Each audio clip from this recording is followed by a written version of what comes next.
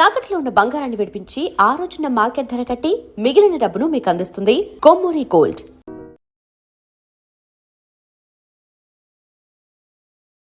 నమస్తే, నేను Kavitha. Welcome to I dream news and నిజాలు.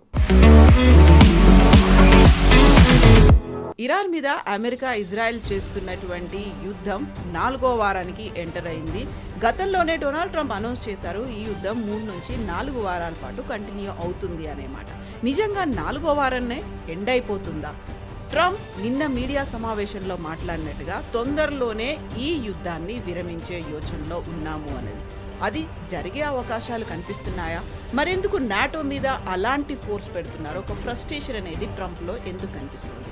మనతో పాటుగా ఉన్నారు సీనియర్ జర్నలిస్ట్ సురేష్ కొచ్చతిల్ గారు. సార్ నమస్తే. సో February 28 ఈ రోజుకు చూసుకుంటే కరెక్ట్గా 3 వీక్స్ కంప్లీట్ అయిపోయింది. 4th వీక్లోకి ఎంటర్ అయిపోయాము. సో 4th వీక్ అంటే ఇక్కడికి ఫుల్ స్టాప్ పడుతుందా? Is it going to continue? ఇది ట్రంప్ కూడా తెలియదు యాక్చువల్లీ. మీకు గుర్తుంటుంది, 2వ వారంలో ఈ ఫస్ట్ టైం నేను ఫినిష్ చేసేస్తాను యుద్ధం అని చెప్పినప్పుడు ఇరాన్ అన్నారు, మీరెట్లా ఫినిష్ చేస్తారు, మేము డిసైడ్ చేయాలన్నారు వాళ్ళు. సో మనం కూడా 2-3 సినారియోస్ చూడాల్సి వస్తుంది. ఇది మొదలైంది ఎప్పుడు, ఇది బంద్ అయింది ఎప్పుడు, బంద్ కావు అంటే ఎప్పుడు ఫినిష్ అవుతుంది అని అంటే అప్పుడు ఆగిపోతుంది యుద్ధం అని. యుద్ధం మనకు తెలిసిందే, ఇది ఎవరు చేపించారు అని చెప్పి ఇప్పుడు కూడా చాలా పెద్ద ఒక డిస్ప్యూట్ నడుస్తుంది. అమెరికాలో అక్కడున్న డెమోక్రాట్స్ నడిమిట్లో ఒక మాట ఏంటంటే, ఇది ఇజ్రాయెల్ చేపించారు అమెరికాతోని. ప్రెసిడెంట్ ట్రంప్ ఒక ట్రాప్లో పడిపోయారు, ఇజ్రాయలీ ట్రాప్లో. ఒక చాలా పవర్ఫుల్ జూయిష్ లాబీ అమెరికాలో ఉంది, అది కరెక్టే. ఆ జూయిష్ లాబీతోనే ప్రెసిడెంట్ ట్రంప్ ఇన్ఫ్లుయెన్స్ అయిపోయారు. అది కాకుండా ప్రెసిడెంట్ ట్రంప్ ఈ పీస్ నెగోసియేషన్ పంపించిన ఇద్దరు, that is one is Jared Kushner, ఆయన son in law, and Steve Witkoff, ఆయన advisor, who is actually real estate గా. ఆయనకి పాలిటిక్స్తో సంబంధం లేదు, ట్రంప్ రియల్ ఎస్టేట్ ఫ్రెండ్ అన్నమాట. వీళ్ళిద్దరు కూడా చాలా మటుకు ఇరాన్ మీద ప్రెషర్ పెట్టి లేనిపోయిన కండిషన్స్ అడిగితే ఇరాన్ బ్యాక్అవుట్ అయ్యారు. యుద్ధం మొదలైనప్పుడు మన అందరికి తెలిసిందే, February 28 ఇది మొదలైనప్పుడు ఫస్ట్ బాంబింగ్ జరిగినప్పుడు ట్రంప్ ఒక లాజిక్ తీసుకొచ్చారు. ఏంటంటే యుద్ధంలో ఓవర్వెల్మింగ్ ఫోర్స్ అంటే ఎయిర్ ఫోర్స్, నేవీ, ఆర్మీని యూజ్ చేయలేదు ఎక్కువ. వీళ్ళిద్దరిని మ్యాక్సిమం ఫోర్స్ పెడితే ఇరాన్ 2-3 రోజుల్లో సరెండర్ అయిపోతారు అనుకున్నాను. ఒక సఫకేట్ అవుతుంది, ఇమ్మీడియట్గా సరెండర్ అవుతారు. పవర్ చూసి చూడండి, వెనిజువేలా ఎట్లా భయపడ్డారు చూస్తే, వెనిజువేలా సరెండర్ అయిపోయారు. మనం కూడా ఇరాన్ కూడా చేయొచ్చు, కానీ వీళ్ళు ఇరానియన్ కెపాసిటీని అండర్ ఎస్టిమేట్ చేశారు ఒకటి. రెండవది, ఇజ్రాయెల్ పని చేసుకుంటున్నారు. నిన్న కూడా చూడండి, వాళ్ళు ఇంటెలిజెన్స్ చీఫ్ని కొట్టారు, ఇంకొక ఆయన సీనియర్ ఆఫీసర్ని చంపేశారు. చాలా మటుకు ఇజ్రాయెల్కి ఒక ఎగ్జిస్టెన్షియల్ థ్రెట్ ఒకటి ఉంది. మీరు ఇవాళ కూడా ఇజ్రాయెల్లో ఎవరైనా పెట్రోల్ ధరలో, డీజిల్ ధరలో, గ్యాస్ ధరల గురించి మాట్లాడలేదు. మీరు ప్రతి దేశంలో వింటున్నారు, including UK and US. Frustration చూపిస్తున్నారు, ఇదేంటి $4 వెళ్ళిపోయిందని యూఎస్లో పర్ గ్యాలన్ చూపిస్తున్నారు. యూరోప్లో గ్యాస్ ప్రైసెస్ చాలా ఎక్కువైందని వాళ్ళు 30-40% పెరిగిందని వాళ్ళు ఏడుస్తుంటే ఇజ్రాయెల్ ఒక మాట రావట్లేదు బయటికి. ఎందుకంటే ఇజ్రాయలీస్కి థ్రెట్ ఉంది, వాళ్ళ ఎగ్జిస్టెన్షియల్ థ్రెట్. బికాజ్ ఇరాన్ కాకుండా మిగతా దేశాలు ఎవరెవరు, ప్యాలెస్టైన్ ఉండొచ్చు, లెబనాన్ ఉండొచ్చు, లెబనాన్ కాదు హెజ్బుల్లా ఉండొచ్చు, ఇట్లాంటి ఆర్గనైజేషన్ ఏమంటారంటే Israel has no right to exist. 2 state solution అని చెప్పి ఎప్పటి నుంచో 1960 నుంచి చెప్పుకుంటూ వస్తున్నాం. దట్ ఈస్ ప్యాలెస్టైన్ ఒకవైపు, ఇజ్రాయెల్ ఒకవైపు. ప్యాలెస్టైన్ అథారిటీకి యాసిర్ అరఫాత్ చనిపోయిన తర్వాత వాళ్ళకి ఒక రెస్పాన్సిబిలిటీ అప్పగించారు, మీరు వెస్ట్ బ్యాంక్ అండ్ గాజా మీరు చూసుకోవాలి, you are the de facto government అక్కడ. వెస్ట్ బ్యాంక్ ఇప్పుడు కూడా వాళ్ళ చేతిలో ఉంది, కానీ గాజా హమాస్ వచ్చి కూర్చున్నారు. Hamas is not part of Gaza, వాళ్ళు బయట నుంచి వచ్చిన, కానీ కొంతమంది అక్కడ పుట్టిన వాళ్ళు హమాస్లో చేరిపోయారు, వాళ్ళు ఒక టెర్రరిస్ట్ ఆర్గనైజేషన్ కూర్చున్నారు. సేమ్ థింగ్ లెబనాన్లో హెజ్బుల్లా వచ్చి కూర్చున్నారు. అట్లీస్ట్ లెబనీస్ గవర్నమెంట్ ఇప్పుడు కూడా చెప్తున్నారు హెజ్బుల్లా దగ్గర, మీరు ఇక్కడ నుంచి వెళ్ళిపోండి, మీకు ఇక్కడ ఉండాల్సిన పరిస్థితి మీకు లేదు, మీరు ఇక్కడ ఉండకూడదు, you don't belong to Lebanon అంటారు. కానీ ఇక్కడ ఈ ప్యాలెస్టైన్ అథారిటీ లేదు. ఒక మాట హమాస్ని మీరు ఇక్కడ ఉండకూడదు. హమాస్ ఇన్ఫ్యాక్ట్ ప్రతి గవర్నమెంట్ ఆర్మ్ని కంట్రోల్ చేస్తారు గాజాలో. హెల్త్ మినిస్ట్రీ వాళ్ళ అన్ని న్యూస్ ఇచ్చేది హెల్త్ మినిస్ట్రీ. బాంబింగ్లో ఎంతమంది చనిపోయారు, ఎంతమంది మహిళలు, పిల్లలు, అప్డేట్స్ అంతా వాళ్ళు ఇస్తారు. అది హమాస్ లోకంకి చెప్తున్నా ఏమంటారంటే ద గాజా హెల్త్ మినిస్ట్రీ అంటారు. గాజా కాదు, అది it's Hamas health ministry. Anyway, ఇజ్రాయెల్ది లాజిక్ సపరేట్. ఇజ్రాయెల్ ఏమంటున్నారంటే మేము లీడర్షిప్ని కొడతాం, we will keep on killing the leadership so that ఒక సిచ్యువేషన్కి వచ్చిన వాళ్ళ దగ్గర ఎవరు ఉండరు. కానీ అది జరగట్లేదు. చాలా మటుకు ఐ మీన్ ఇజ్రాయలీస్ కూడా అమెరికన్స్ లాగా అండర్ ఎస్టిమేట్ చేశారు ఇరానియన్స్ని. కవిత గారు, ఇరానియన్స్ ఏం చేశారంటే వీళ్ళ వార్ డాక్యుమెంటేషన్లో ముందే రాసి పెట్టుకున్నారు. మీకు తెలిసిందే, ఖమేనీ చనిపోయే ముందు ఆయన ఒక డాక్యుమెంట్ రాసి పెట్టారు, లారిజానికి ఇచ్చారు. అది he was the drafting committee chairman. అంటే నేను చనిపోతే this should be the next step. ఒక 60 to 83 మెంబర్ కౌన్సిల్ ఒకరిని ఎలక్ట్ చేస్తారు సుప్రీం లీడర్కి. మాకు కొడుకు కాకూడదని చెప్పి స్పెసిఫిక్గా రాసి, కానీ కొడుకుని వీళ్ళు కంటిన్యూటీ ఎలిమెంట్ కోసం చేశారు. అది కాకుండా ప్రతి డిస్ట్రిక్ట్లో డీసెంట్రలైజ్ ఫార్మాట్లో ఒక కమాండర్ ఉంటారు. Iran is really big. దీనికన్నా ముందు కూడా చెప్పాను చూడండి, మీరు యూకే, ఫ్రాన్స్ అండ్ జర్మనీని తీసుకొని జాగ్రఫీ కలిపితే ఇట్స్ ఇరాన్. అంత పెద్ద దేశం అది. ఆ దేశంలో మీరు డీసెంట్రలైజ్ చేసేసారు. ప్రతి లోకల్ లెవెల్ కమాండర్కి మన దగ్గర చెప్తారు చూడండి, గల్లీగా కమాండర్ ఉన్నారు వాళ్ళ దగ్గర. వాళ్ళకి నీ ఆయుధాలు ఇచ్చి, నీ దగ్గర 2000 డ్రోన్లు, 100 మిసైళ్ళు, ఒక 5 మిసైల్ లాంచెస్ నువ్వు పెట్టుకో. అట్లనే ప్రతి విలేజ్కి ప్రతి డిస్ట్రిక్ట్కి వాళ్ళు ఆయుధాలు ఇచ్చారు, ట్రైనింగ్ ఇచ్చారు. లాస్ట్ వార్ నుంచి ఈ వార్కి వాళ్ళకి 1 సంవత్సరం పాటు టైం ఉండే, కంప్లీట్లీ ట్రైన్డ్. తో మూమెంట్ ఇజ్రాయెల్ వాళ్ళ లీడర్షిప్ని కొట్టంగానే ద ఫస్ట్ అజంప్షన్ వాజ్ వీళ్ళు ఇంకా ఏం చేయలేరు. అది యుఎస్ అజంప్షన్ ఉండే, వీళ్ళు మొత్తం సరెండర్ అయిపోతారు, మొత్తం టాప్ లీడర్షిప్ పోయింది, 40 మంది కమాండర్లు పోయారు, ఒక కన్ఫ్యూజన్లో ఉంటారు, ఏం చేయరని. కానీ అదే రోజు సాయంత్రం మీకు గుర్తుంటుంది, ఇజ్రాయెల్ని కొట్టారు వాళ్ళు. నెక్స్ట్ డే వాళ్ళు అరబ్ నైబర్స్ని కొట్టారు. ఇది వాళ్ళ పవర్. ఇప్పుడు రీసెంట్లీ మనం చూసుకుంటే ఈ స్ట్రెయిట్ ఆఫ్ హార్మోజ్ క్లోజ్డ్ ఉందని చెప్తున్నారు. ఇరాన్ అంటున్నారు కాదు, ఓపెనే ఉంది అంటారు. నిన్న చూస్తే డేటా ట్రాకింగ్ చూస్తే 70 Iranian ships strait of Hormuz cross చేసుకుంటూ వెళ్ళింది బయటికి. అది ఎవరు ఆయిల్ క్యారీ చేస్తున్నారు? ఇరానియన్ ఆయిల్ క్యారీ చేస్తున్నారు. ఎక్కడి నుంచి క్యారీ చేస్తున్నారు? ఖర్గ్ ఐలాండ్ నుంచి క్యారీ చేస్తున్నారు. The same Kharg island which US ఏం చెప్తారు, మేము డిస్ట్రాయ్ చేస్తామని చెప్తారు. ఇప్పుడు ప్రెసిడెంట్ ట్రంప్ ఒక ఆర్డర్ ఇచ్చారంట 2 వారాల ముందు, ఎవరికి తెలియదు ఎక్కువ మందికి. ఏంటి ఆర్డర్? ఇరాన్ మీద ఉన్న ఆంక్షలు ఎత్తివేశారు, అంటే శాంక్షన్స్ పెట్టారు. లైక్ రష్యాకైతే వార్ ఇది బాంబింగ్ మొదలు కాగానే లైసెన్స్ ఇచ్చేసి మీరు అమ్ముకోండి అని చెప్పేసి. వేరేజ్ ఇరాన్కి మనం అనుకున్న ఇప్పుడు కూడా శాంక్షన్స్ ఉంది. కాదు, ఇరాన్కి చెప్తున్నాం మీరు ఆయిల్ అన్నీ అమ్ముకోండి. సో ఒక డైకాటమీ చూడండి, ఒకవైపు మీరు ఇరాన్ మీద యుద్ధం ఎందుకు చేస్తున్నారు? ఇరానియన్ అసెట్స్ని కొట్టడానికి. ఇరాన్ దగ్గర డబ్బులు ఉండకూడదు, సో వాళ్ళ దగ్గర ఆయిల్ ఉండకూడదు. యురేనియం పక్కన పెట్టండి, అదైతే now it's gone out of focus. Next వాళ్ళ బ్యాలిస్టిక్ మిసైల్, దెన్ డ్రోన్. కానీ ఇరాన్ ఆయిల్ అమ్ముకొని ఇరాన్ దాంతో ఆయుధాలు తయారు చేసుకుంటున్నారంటే మీరు అదే సపోర్ట్ చేస్తున్నారు ఇప్పుడు యుఎస్. ట్రంప్ అంటారు మీరు అమ్ముకోండి ఆయిల్. ఇప్పుడు దాకా నేను లాస్ట్ 20-25 సంవత్సరాలు వాళ్ళ మీద శాంక్షన్స్ పెట్టారు, right from bush till Biden and Trump. అదన్నీ ఒక యుద్ధం మొదలు కాగానే ట్రంప్ హెస్ లిఫ్టెడ్. ఇప్పుడు వాళ్ళు ప్రతి దేశం ఇంక్లూడింగ్ ఇండియాకి అమ్ముకుంటున్నారంట, ఆయిల్ అమ్ముతున్నారంట. సో అదే శాంక్షన్స్ రష్యా మీద కూడా ఎత్తేసారు. ఇప్పుడు ఇవాళ రష్యా ఏమంటున్నారంటే మేము ఇరాన్తో ఉన్న రిలేషన్ కట్ ఆఫ్ చేసేస్తాం, మీరు యుక్రెయిన్ దగ్గర మీ రిలేషన్స్ కట్ ఆఫ్ చేసేసేయండి. బికాజ్ ప్రెసిడెంట్ ట్రంప్ చెప్పారంట పుటిన్కి, వాళ్ళు మాట్లాడినప్పుడు last week, that you stop supporting Iran. పుటిన్కి తెలుసు ఇరాన్కి కావాల్సిన కెపాసిటీ వాళ్ళ దగ్గర ఉంది, నేను ఎక్కువ సపోర్ట్ చేయక్కర్లేదు. కానీ ట్రంప్ ప్రాబ్లం ఏంటంటే యుక్రెయిన్ మీద ఒక రిలేషన్షిప్ వాళ్ళది, అది ఆల్రెడీ చాలా ప్రాబ్లంలో ఉంది. అది ఎండ్ అయిపోతే యుక్రెయిన్ని రేపు పొద్దునే కంప్లీట్గా టేక్ ఓవర్ చేసుకుంటారు పుటిన్. కానీ దానికన్నా ఒక డిప్లొమాటిక్ ఫియాస్కో మొన్న జరిగింది. కవిత గారు మీరు చూసుంటారు, జాపనీస్ ప్రైమ్ మినిస్టర్ వచ్చారు కలవడానికి ప్రెసిడెంట్ ట్రంప్ని. మాట్లాడుతూ ప్రెస్ అందరూ ఉంటారు, మీడియా ఉంటారు, ఇంప్రాంప్టు డిస్కషన్. ఈయన అన్నారు, she asked why were we not informed before. యుద్ధం స్టార్ట్ అవుతోంది, మేము అటాక్ చేస్తున్నాం అనే మాట ఎందుకు చెప్పలేదు మాకన్నారు. ట్రంప్ అన్నారు, మీరు పర్ల్ హార్బర్ అటాక్ చేస్తున్నప్పుడు మీరు మాకు చెప్పలేదే అన్నారు. That is a very touchy points Kavitha గారు. ఎందుకంటే జాపనీస్ సైకేలో పర్ల్ హార్బర్ అనే యుఎస్ ఒక నేవల్ ఏం చెప్తారు ఏరియాని అటాక్ చేసింది, షిప్స్ని అటాక్ చేసింది. సెకండ్ వరల్డ్ వార్ మలుపు తిరిగింది అక్కడి నుంచి.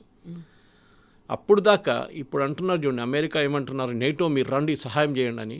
ఆ టైంలో UK Winston Churchill literally, I think it is Lyndon Johnson at that time, కాలు పట్టుకున్నాడు ఆయనది. ప్లీజ్ యుద్ధాల్లో మీరు పార్టిసిపేట్ చేయండి, మిమ్మల్ని జర్మనీ అక్కడి నుంచి ఇక్కడి నుంచి కొడుతున్నారు మమ్మల్ని, వీఆర్ ఇంకొక 2 వారాలు అయితే they will walk in to UK అని చెప్తే ఈ said no, US said no, we will not participate. అది మీ యుద్ధం, మేమెందుకు రావాలి, మీరు మొదలుపెట్టారు, మీరు జర్మనీ నడిమిట్లో గొడవ, మేమెందుకు వచ్చి మిమ్మల్ని చేయాలి. కానీ దాని తర్వాత ఇమ్మీడియట్గా పర్ల్ హార్బర్ జరిగింది. వెన్ జాపనీస్ కామికాజే పైలట్స్ అంటే సూసైడ్ పైలట్స్ వాళ్ళ ఫైటర్ ఎయిర్క్రాఫ్ట్ వచ్చి యుఎస్ షిప్స్ని కొట్టారు పర్ల్ హార్బర్లో, చాలామంది చనిపోయారు. యుఎస్ అండ్ 3-4 షిప్స్ కూడా ధ్వంసమైనాయి. అప్పుడు అమెరికా వార్లో ఎంటర్ అయింది ఆ టైంలో. దాని తర్వాత మనకు తెలిసిందే హిస్టరీ, హిరోషిమా నాగాసాకి మీద బాంబింగ్ చేశారు, దాంతో యుద్ధం ఆల్మోస్ట్ ఎండ్ అయిపోయింది అక్కడ. తో యూకే ఏమంటున్నారంటే మీరేం చేశారు. సో ఈ పర్ల్ హార్బర్ గురించి జాపనీస్ ప్రైమ్ మినిస్టర్ ముందు మాట్లాడడం, and you look at the face, completely action అయిపోయింది. ఆమె ఎందుకు వచ్చాను ఇక్కడ అని ఆమె ముఖం మీద ఎంబరాస్మెంట్ కన్నా ఎక్కువ. బికాస్ ఒక జాపనీస్కి ఎప్పుడైనా రిమైండ్ చేయకుండా 2-3 రిమైండ్ చేయకూడదు. ఒకటి హిరోషిమా నాగాసాకి గురించి రిమైండ్ చేయకూడదు, ఒకటి పర్ల్ హార్బర్ గురించి. ఇప్పుడు కూడా అమెరికా సైనికులు 45,000 మంది సైనికులు జపాన్లో ఉన్నారు. Because Japan should never be allowed to bring up an army. అంటే జపాన్ ఒక ఆర్మీని ఉంచుకోకూడదు అని సెకండ్ వరల్డ్ వార్ తర్వాత వీళ్ళు ఒప్పందం పెట్టారు, allied forces and Japanese government. అక్కడ రాజుకు ఎక్కువ పవర్ ఉండే ఆ టైంలో, ద జాపనీస్ కింగ్కి ఎక్కువ పవర్ ఉండే. ఆ పవర్ కూడా తగ్గించేశారు. తగ్గించి కావాలని చెప్పి యుఎస్ అన్నారు మీరు ఆర్మీని పెట్టుకోకూడదు, మేము మిమ్మల్ని చూసుకుంటాం. ఇప్పుడు జపాన్ దగ్గర అడుగుతున్నారు మీరు మమ్మల్ని సహాయం చేయమని చెప్పేసి. సో జపాన్ ఏం చేస్తారు, వాళ్ళ దగ్గర లిమిటెడ్ కెపాసిటీ ఉంది, ఎక్కువ షిప్స్ లేదు వాళ్ళ దగ్గర, ఎక్కువ నేవల్ సేలర్స్ లేదు వాళ్ళ దగ్గర, ఎక్కువ ఆర్మీ లేదు. ఆ పరిస్థితిలో మిమ్మల్ని కలవడానికి ఎవరైనా వచ్చి మీరు మమ్మల్ని ఎందుకు ఇన్ఫార్మ్ చేయలే అంటే, ఓ ఇట్ వాజ్ సీక్రెట్ అని చెప్పేసి అయిపోతుండే. మీరు పర్ల్ హార్బర్ ఎందుకు తీసుకొచ్చారు, అది ఒక పెద్ద ఇది. ట్రంప్ ఏమవుతుందంటే కవిత గారు, ఐ థింక్ ఆయన మెంటల్ ఫ్యాకల్టీ కూడా ఎక్కడో పోతుంది. ఆయన ఒక మాట ముందంటాడు, దాని తర్వాత ఇమ్మీడియట్ ఆపోజిట్ అంటారు దాన్ని. ఫస్ట్ ఆ రోజు దానికన్నా ముందు 2 రోజుల ముందు ఒక ప్రెస్ కాన్ఫరెన్స్, ఇట్లనే ఇన్ఫార్మల్ ప్రెస్ మీట్లో మేము నేటోని అడిగాము, నేటో రావట్లన్నారు. బహుశా నేను చెప్పుంటాను మీకు ఇది.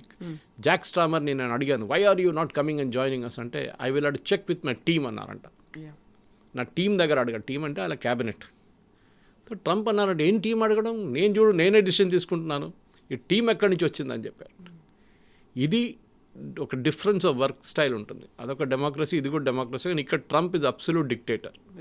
సూపర్ పవర్స్ అన్నీ ఆయన దగ్గరే ఉంటాయి. స్టామర్ని, ఒక బ్రిటిష్ ప్రైమ్ మినిస్టర్ని యు ఆర్ అ కవర్డ్, మీరు ఒక డిసిషన్ తీసుకోలేరు అని చెప్పినప్పుడు వాళ్ళ బ్రిటిష్ పబ్లిక్ మెంటాలిటీ అమెరికన్ వ్యతిరేకం ఎంతో వెళ్తుందని ఆలోచించండి ఒకసారి. మోదీ గారిని తిట్టినప్పుడు, ఒక ట్రంప్ తిట్టినప్పుడు మన దగ్గర కొంతమంది పండుగ చేసుకుంటారు ఇక్కడ, రాహుల్ గాంధీ లాంటి వాళ్ళు, కాంగ్రెస్ పార్టీ వాళ్ళు. కానీ అమెరికాలో అట్లా కాదు.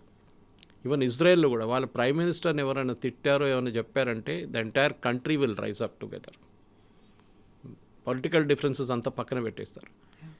ఇప్పుడు నిన్న మళ్ళీ అదే స్టేట్మెంట్ తీసుకొచ్చారు, మేము నేటో.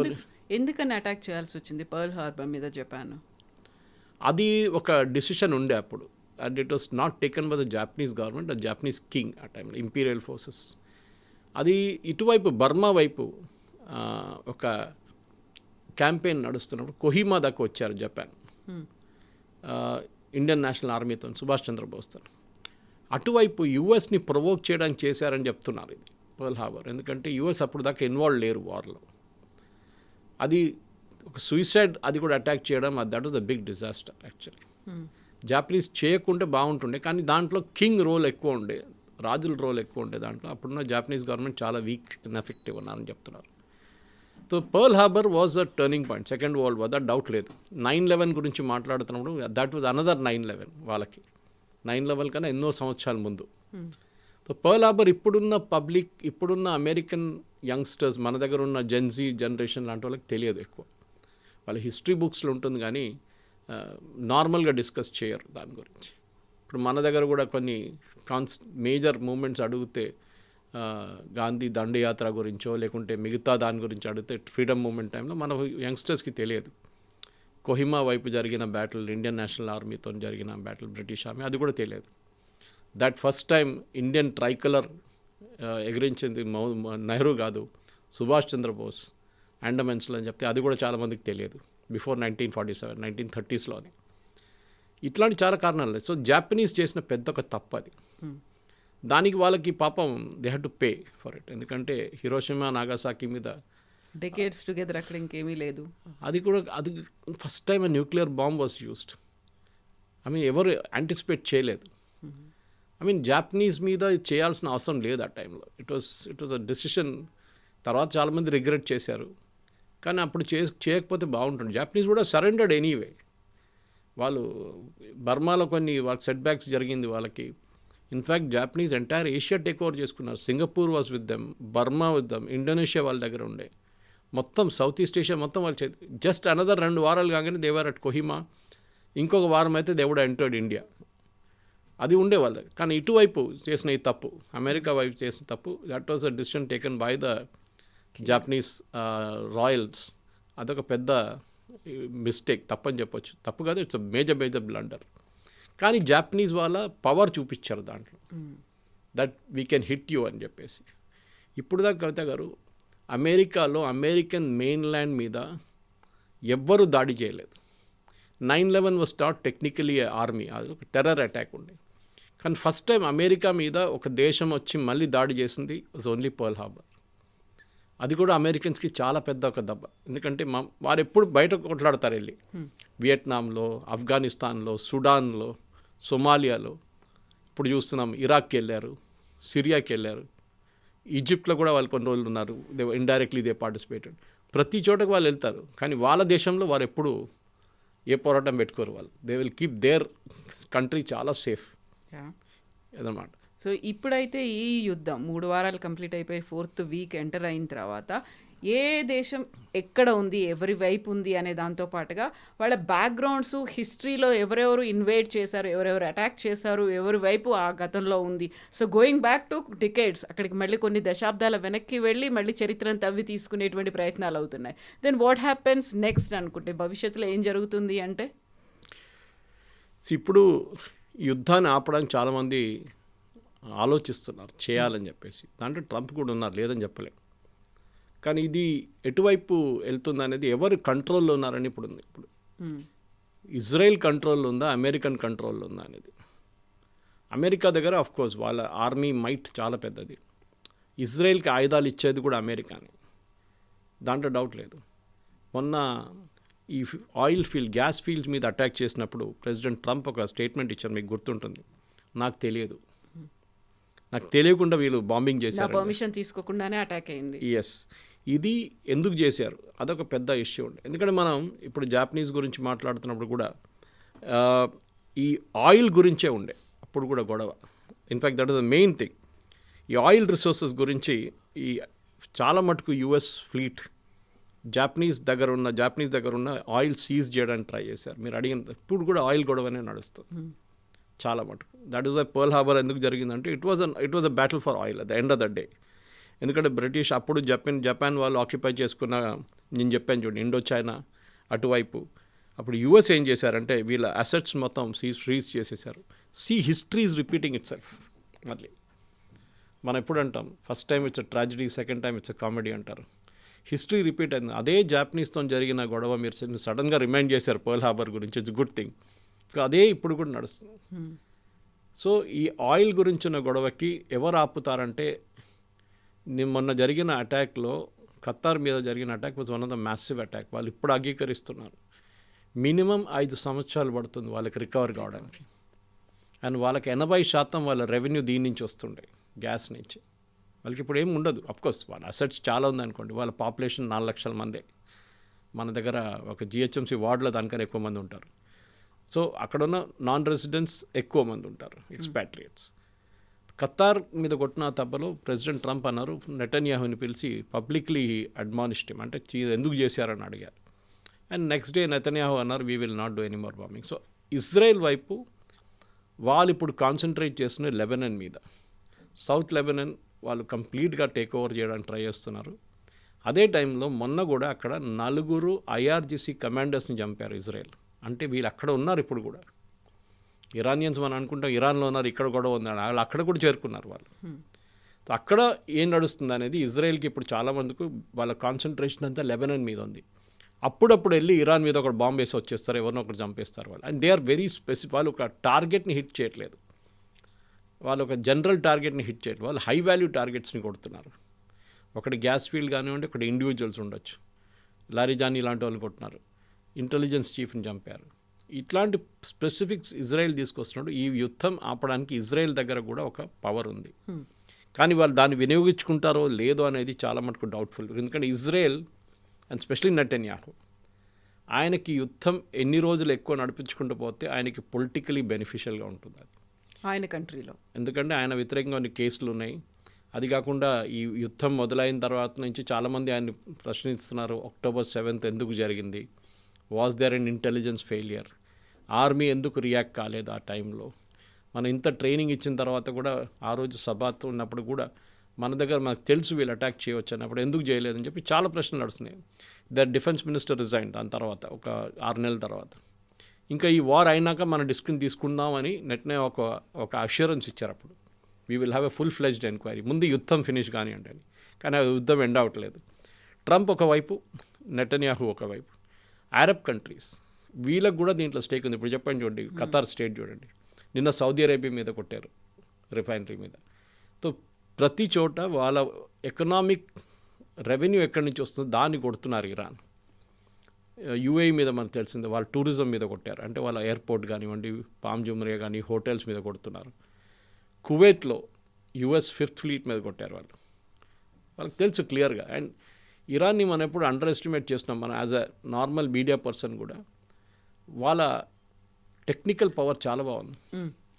మనం మొన్న కూడా మాట్లాడుకున్నప్పుడు అన్నాం, సౌదీ అరేబియా ఒక బ్యాక్ టువర్డ్ రెడ్ సీ ఒక బ్యాక్ డోర్ పోర్ట్ పెట్టుకున్నారు. అక్కడ యాన్బు అని చెప్పి పోర్ట్ ఉంది. అక్కడి నుంచి ప్రతిరోజు 5 మిలియన్ బ్యారెల్స్ ట్రాన్స్పోర్ట్ చేసే ఒక పైప్ లైన్ ఉంది, 4 ఫీటు డయామీటర్ ఉన్న పైప్ అని చెప్పాం. ఆ పైప్ దగ్గర మొన్న రాత్రి అటాక్ జరిగింది. ఇరాన్ కొట్టారు, అంటే వాళ్ళ ఇంటీరియర్ ఐలాండ్ నుంచి కొట్టారు. అది it would have travelled minimum 2000 kilometres ఆ మిసైల్. అండ్ స్పెసిఫిక్గా కరెక్ట్గా వచ్చే స్పాట్లో కొట్టింది.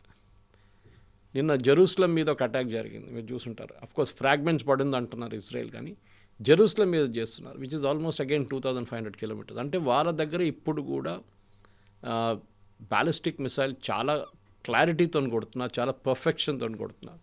సో వాళ్ళకి యుద్ధం ఆపడానికి ఇరాన్కి ఇప్పుడు ఒక ఏం చెప్తారు ఇన్సెంటివ్ ఏం లేదు. వాళ్ళకు సూసైడ్ మెంటాలిటీలో వెళ్ళిపోతున్నాం, మేమైతే పోతాం మిమ్మల్ని కూడా తీసుకుపోతాం తోడని చెప్పేసి. అరబ్ కంట్రీస్కి యుద్ధం ఆపాలని ఉంది, కానీ ఎవరు ఆపుతారు? ఎవరు ఇనిషియేటివ్ తీసుకుంటారు? That's a question. ఇనిషియేటివ్ తీసుకుంటే మీరు ఇరాన్ కన్నా వీక్ అయిపోతారని ఒక నోషన్ ఉంది. నోషన్ డెఫినెట్గా వస్తుంది. ఇంత పెద్ద సౌదీ అరేబియా భయపడుతున్నారు ఇరాన్ అని చెప్పేసి. మీరు కువైత్, ఖతార్, ఇంత ఫైనాన్షియలీ పవర్ఫుల్ ఉన్న ఖతార్ ఇరాన్ని భయపడుతున్నాను. And tomorrow Iran will say మేము ఎప్పుడు కావాలంటే మిమ్మల్ని కొడతాం. అది గుర్తుపెట్టుకోండి మీరు. ఇప్పుడు ఇవాళ పొద్దున వస్తున్నప్పుడు I was hearing CNN interview. దాంట్లో ఏం చెప్తున్నా అంటే ఇరాన్ కొన్ని కండిషన్స్ పెట్టవచ్చు ఈ యుద్ధం ఆపడానికి. ఒకటి, మా మీద మీరు ఎప్పుడు ఇంకా దాడి చేయరు. అది ఎవరి దగ్గర చెప్తున్నారు? Israel and US. వాళ్ళు దాన్ని అంగీకరించరు. సెకండ్, ఇప్పుడు జరిగిన యుద్ధంలో నష్టాలు ఏమేమి వచ్చినాయి వాళ్ళకి, వాళ్ళ ఆయిల్ ఫీల్డ్స్ ఉండొచ్చు, వాళ్ళ సిటీస్ మీద ఉండొచ్చు, వాళ్ళ ఇన్ఫ్రాస్ట్రక్చర్ మీద ఉండొచ్చు, వాళ్ళ బిల్డింగ్ అన్నీ కాస్ట్ మీరు కట్టాలి దాన్ని. అది కూడా US కానీ ఇజ్రాయెల్ అంగీకరించరు. మూడవది, ఇరానియన్ లీడర్షిప్ని కొట్టడం మీరు బంద్ చేయాలి. అది కూడా జరగదు. ఈ 3 కారణాలు, 3 రీజన్స్ ఉంటేనే ఇరాన్ పాసిబ్లీ అంగీకరించు. వాళ్ళ వైపు నుంచి ఒక కన్సెషన్ వారు చేయొచ్చు. ఏంటంటే యురేనియంని ప్రాసెసింగ్ మేము బంద్ చేసేస్తాం, మేము will stop it. IAEA inspections మేము అలౌ చేస్తాం, ఇంటర్నేషనల్ అటామిక్ ఎనర్జీ ఏజెన్సీ. దీనికన్నా ముందు ఉండే ఒక 10-15 సంవత్సరాల ముందు ఉండే ఇన్స్పెక్షన్, కానీ దాని తర్వాత పెద్ద గొడవ జరిగింది. I think bush was the president at. అప్పుడు వీళ్ళు రిజెక్ట్ చేశారు. With that it ended. ఇప్పుడు ప్రాబ్లం అక్కడ కాదు, ప్రాబ్లం ఇప్పుడు ఈ యుద్ధం ఇరాక్కి చేరుకుంది. ఇరాక్లో ఉన్న షియైట్స్ వాళ్ళు యుద్ధం టేకప్ చేసుకున్నారు. ఇప్పుడు అక్కడి నుంచి ఎక్కువ అటాక్స్ జరుగుతున్నాయి. కొన్ని మిసైల్స్ ఇరాక్ నుంచి లాంచ్ చేస్తున్నారు. అది సౌదీ అరేబియాకి కూడా చాలా పెద్ద ప్రాబ్లం అయిపోతుంది. ఎందుకంటే ఒకవైపు నుంచి వస్తే ఓకే, ఇటువైపు నుంచి నిన్న 4 మిసైల్ కొట్టారు. And all the 4 were intercepted. Later on 3 సాయంత్రం మళ్ళీ 3 కొట్టారు. అంటే ఆలోచించండి, ఇంకా వాళ్ళ దగ్గర ఇంత బాంబింగ్ జరిగిన తర్వాత కూడా దే స్టిల్ హ్యావ్ ఇట్. మన అమెరికా B-2 బాంబర్స్ తీసుకొచ్చి బాంబ్ చేశారు 2 రోజుల ముందు. వాళ్ళ కొన్ని మిసైల్ ఫెసిలిటీస్ని కొట్టడానికి ట్రై చేశారు. అండ్ అమెరికా అంగీకరిస్తున్నారు, we did bunker buster bomb కొట్టాము, డీప్ ఇంటూ ద మౌంటైన్ కొట్టాము, అంటే పెద్ద పెద్ద హిల్స్ కింద ఉంది అదంతా, కానీ డ్యామేజ్ ఎక్కువ జరగలేదు. డ్యామేజ్ వాళ్ళు ఇప్పుడు కూడా రిటైన్ చేసుకుంటున్నారు. అంటే ఇరాన్ ప్రిపరేషన్ చూడండి. సో యుద్ధం ఆపడానికి ఇప్పుడున్న పరిస్థితుల్లో ఎవరు ముందుకు రావట్లేదు. ముందు Oman was big time supporter దీన్ని. ఇప్పుడు వాళ్ళ మీద కూడా దాడి చేసిన తర్వాత వాళ్ళకి ఇంట్రెస్ట్ పోయింది, మాకేం పోయింది, మేమేం చేసుకుంటామని చెప్పేసి. ఇరాన్కేమో వన్ అప్ మ్యాన్షిప్ నడుస్తుంది. మేము అరబ్ వరల్డ్లో మేము లీడర్స్ అని చూపిస్తున్నారు వాళ్ళు. Technology wise, defence wise we are number 1. Financially వారు కాకపోవచ్చు. వాళ్ళ బిగ్గెస్ట్ విన్ వాళ్ళ ఆయిల్ అమ్మడం. ప్రెసిడెంట్ ట్రంప్ సంతకం పెట్టి అప్రూవ్ చేశారు. దాట్ ఇస్ ఐ థింక్ చాలామంది మన దగ్గర ఉన్న పొలిటికల్ అనలిస్ట్ కూడా, మన దగ్గర ఉన్న ఎకనామిక్ అనలిస్ట్ కూడా ఇది అర్థం చేసుకుంటలేరు. ఎందుకని ఇది చాలా పెద్ద ఒక విక్టరీ ఇరాన్కి. పుటిన్ ఎట్లా అలౌ చేశారో, ఫస్ట్ ఏం చెప్పారు, ఫ్లోటింగ్ ఆయిల్ మీరు తీసుకోవచ్చు అన్నారు. అంటే షిప్స్లో ఫ్లోట్ చేస్తున్న ఆయిల్ ఉన్నాయి, అది చాలా ఒక 60-70 షిప్స్ ఉన్నాయి, దాని నుంచి మీరు now he has given a blanket thing Putin దగ్గర, మీరు ఎవ్వరు కావాలంటే అమ్మేసుకోండి ఆయిల్ అని చెప్పేసి. America at the same time వాళ్ళేమంటున్నారంటే, వాళ్ళ కాంగ్రెస్ దగ్గర వెళ్ళి మాకు $200 బిలియన్ కావాలి ఈ యుద్ధం ఇంకా నడిపించుకుంటూ వెళ్ళాలంటే. $200 బిలియన్. ఒక వారంలో వాళ్ళు మొన్న ఖర్చు పెట్టింది $12 బిలియన్. అంటే 200 బిలియన్ అంటే వాళ్ళు you can estimate the time gaps. ఎంత టైం తీసుకొని ఇంకా యుద్ధం చేయాలని ఉంది వాళ్ళకి. చాలా క్లియర్. 8 వారాలు ఉండొచ్చు, 12 వారాలు కూడా ఉండొచ్చు. యుద్ధం అంత ఈజీగా ఆగదు. ఆగుతుంది డెఫినెట్గా. ఎక్కడ ఏ రోజు వీళ్ళందరూ ఈగో నుంచి కిందకి దిగొస్తారో, సారీ అని చెప్పి వీళ్ళు ఆపుతారో, ఆ రోజు యుద్ధం ఆగుతుంది. కానీ ఎవ్వరూ దానికి రెడీగా లేరు. ప్రెసిడెంట్ ట్రంప్ లేరు. ఇప్పుడు వాళ్ళ వైపు నుంచి 3 షిప్స్ వస్తున్నాయి with marine expeditionary force sailors. వాళ్ళని ఎట్లా వాడుకుంటారో మనకు తెలియదు. వన్ థాట్ ప్రాసెస్ వాజ్ వాళ్ళని ఖర్గ్ ఐలాండ్లో పంపించి ఖర్గ్ ఐలాండ్ మీద కూర్చోబెడతారు, క్యాప్చర్. అంత ఈజీ కాదు. ఇరాన్ ఇమ్మీడియట్గా ఖర్గ్ ఐలాండ్ మీద అటాక్స్ లాంచ్ చేస్తారు, దాంట్లో డౌట్ లేదు. ఈ బోట్లో తీసుకెళ్ళాలి కదా వీళ్ళు, దాన్ని ఫస్ట్ అటాక్ చేస్తారు. స్ట్రెయిట్ ఆఫ్ హార్ముజ్లో ప్రెసిడెంట్ ట్రంప్ అంటున్నారు 7 దేశాలు కలిసి వస్తున్నారు, మేము అందరు కలిసి దాన్ని పెట్రోలింగ్ చేస్తామండి. అది కూడా ఇట్స్ నాన్ స్టార్టర్. ఒక స్పెసిఫిక్ ప్రపోజల్ ఏం రావట్లేదు, ఏదో జనరల్ ట్రంప్ మాట్లాడుతున్నారు. బహుశా నేను అనుకుంటాను ఇప్పుడు ఈద్ అయిపోయింది నిన్న గల్ఫ్లో, ఇంకా 2-3 రోజుల తర్వాత వాళ్ళు బ్యాక్ ఇన్ యాక్షన్ వచ్చినప్పుడు యుద్ధం ఎటువైపున వెళ్ళొచ్చు. రెజ్యూనేట్ అవ్వచ్చు, లేదు డ్రాప్ అవ్వచ్చు. సరే ఇంత దాకా వచ్చాం కదా మనం మాట్లాడదామని చెప్పేసి. కానీ దానికి ఎవరైనా ఒక స్టేట్స్మెంట్ లాంటి మనుషులు కావాల్సి వస్తుంది. యుఎన్ అయితే దే ఫెయిల్డ్. నేను చెప్పాను చూడండి, UN is totally failed in the role. వాళ్ళు ఎవరు అంగీకరించరు. మళ్ళీ ఒమాన్ లేకుంటే ఇంకేదైనా దేశం దీనికి కొంచెం ఇనిషియేటివ్ తీసుకొని వస్తే బహుశా ఆ టైంలో నెగోసియేషన్ స్టార్ట్ అవుతుంది. కానీ if UK gets in to it, ఇప్పుడు నేను ఇవాళ రాత్రి అండ్ ఇవాళ పొద్దున 2 వార్నింగ్లు ఇచ్చారు ఇరాన్. యూకే గిట్ట దీంట్లో వస్తే, if you come to patrol strait of Hormuz, మీ అసెట్స్ని యూకేలో మేము కొడతామని చెప్పి. And possibly after second world war first time UK మీద దాడి జరగబోతుంది ఈస్ ఫ్రమ్. ఆల్రెడీ ఒక బాంబింగ్ అయితే జరిగింది మొన్న మిడిల్సెక్స్ ఆ ఏరియాలో. ఇది ఇంకోటి కూడా ఇరాన్ మళ్ళీ మొదలు పెడతారు యూకే వైపు. అందరు భయపడుతున్నారు. Nobody wants to get in to it. Japanese కూడా, ఇంత దూరం ఉన్న జాపనీస్ వాళ్ళు కూడా 10 సార్లు ఆలోచిస్తున్నారు మేము దీనికి వెళ్ళాలన్నా వద్దా అని చెప్పేసి. చూద్దాం. ఎందుకంటే యుఎస్ బాడీ లాంగ్వేజ్ కూడా చాలా మారింది. లాస్ట్ ఒక 2 రోజుల్లో చూస్తే కొంచెం క్వైట్ అండ్ డౌన్ అయిపోయారు వాళ్ళు. ముందు చాలా అరెగెంట్గా మాట్లాడుతుంది అట్లా, ఇప్పుడు కూడా మాట్లాడుతున్నాడు. Surrender, we will not accept any surrender. ఎవరు అడిగారు? వాళ్ళు అన్నారు, వాళ్ళు చెప్పలేదే సరెండర్ అని. ట్రంపే యూజ్ చేస్తున్నారు అవార్డు అనమాట. So it will not go anywhere. I think maybe ఇప్పుడు మనం 4th వీక్ వచ్చాం. సినిమాల్లో చెప్తా ఉంటాం చూడండి, గ్రాండ్ 4th వీక్. గ్రాండ్ ఉంటుందా లేకుంటే ఫ్లాప్ ఉంటుందా మనం చూడాల్సింది ఇప్పుడు. అది బహుశా నెక్స్ట్ ట్యూస్డే వెనస్డే కల్లా మనకు ఒక ఏం చెప్తా, ఒక క్లియర్ పిక్చర్ దీనికి మనకు వచ్చేస్తుంది. Thank you Thank so you very much. much. Thank you. నిజంగా ప్రస్తుతం ఉన్నటువంటి సమాజం దేనికి ప్రయారిటీ ఇస్తుంది? ఆర్థిక సంబంధాల చుట్టూ మాత్రమే తిరుగుతోంది. మళ్ళీ ఎన్నికలంగానే చాలా విరక్తి కలుగుతాను. మంచి అనిపిస్తుంది కదా, లేడీస్ కూడా ఛాలెంజింగ్ జాబ్స్ చేసినప్పుడు చాలా బాగుంటుంది.